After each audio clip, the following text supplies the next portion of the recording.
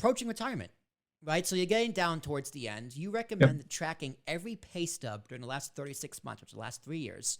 So let me ask you, what tools are available to help police officers do this? Are there apps? Are there AI that can kind of track it? Or is it really done by hands and up to the, like, whose responsibility is it? More the municipality, or is it more the officer?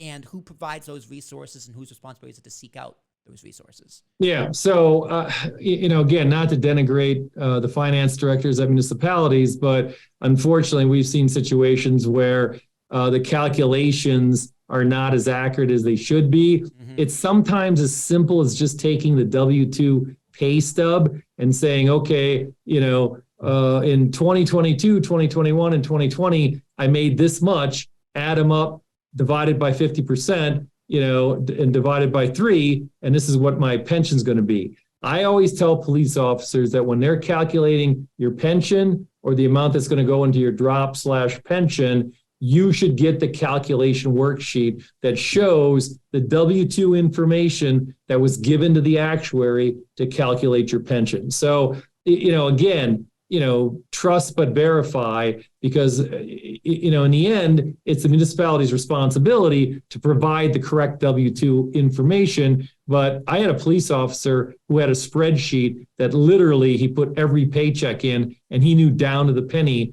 what his pension was going to be, and then how much his drop money was going to be on a monthly basis. So it's really, unfortunately, up to the police officer to make sure you track it. But I always say to any police officer, get the pension calculation worksheet, check it against your W-2 to make sure that those numbers match, for the time period that they're going to be using the calculations for. Well, luckily the W-2 makes it a lot easier, because I was saying like every month pay stub. That's what I like when I read that. That's what I was thinking, like every single weekly paycheck or what have you. But yeah, W-2 makes a lot more sense. It's all but sometimes an officer retires mid-month and they got to do the calculation, and I'm like, okay, go back and see what the W-2 information was that they gave to the actuary, so you can make sure the calculation's right. Now, would that be like that income? Is that pre-tax or post-tax?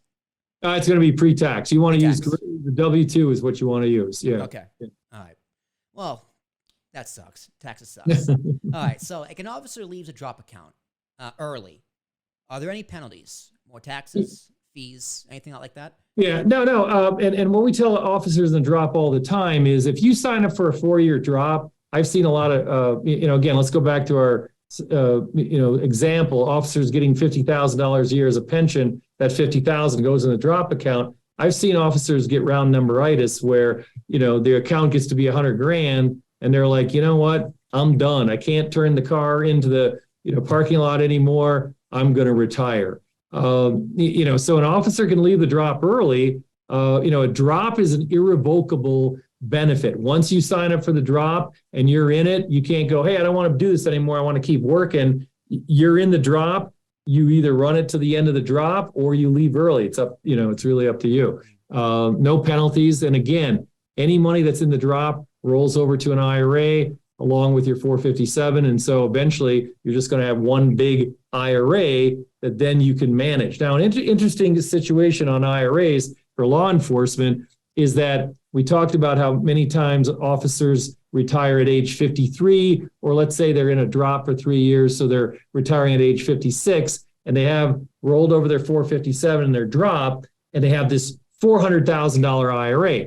Now, in anybody else, age 59 and a half or under, you get a 10% early withdrawal penalty for taking money out of an IRA.